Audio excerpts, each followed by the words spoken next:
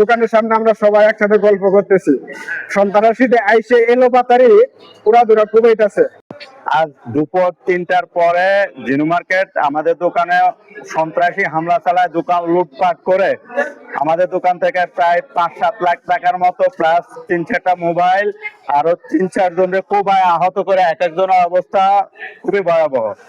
আমরা যতটুকু জানি এটা ওই যে জসিম ভাটের লোকজন, বিএমপি জসিম ভাট উনি যুব দলের কোনো দায়িত্বে আছে, আমি যতটুকু জানি আর কি, আমি অনেক শিওর না। ওই ফলাফল কালকের তুচ্ছ একটা ঘটনা নিয়ে আজকে এই কাহিনী করছে।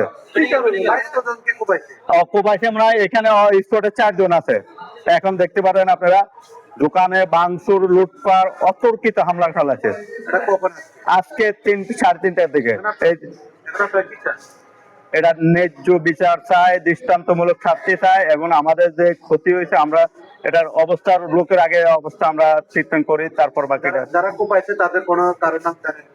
আমি এক্স্যাক্টলি তাদের নাম জানি না, তো নয়ন আছে একজন, আরো কে আছে আমরা বিস্তারিত, আমার সিসিটিভি ফুটেজ আছে, আমরা দেখলে আমাদের পুরো দোকানটাই সিসিটিভি ফুটেজ কভার আছে, আমরা দেখে বিস্তারিত পরে জানাবো।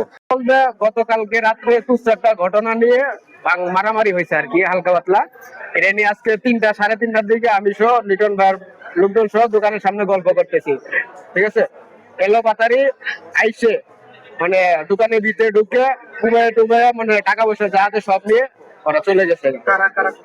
এটা তো বাইরের পোলাপান সঠিক চিনা যায় না, কিন্তু সিসিটিভি ফুটেজ দেখলে পরে সরাসরি বলতে পারা যায়।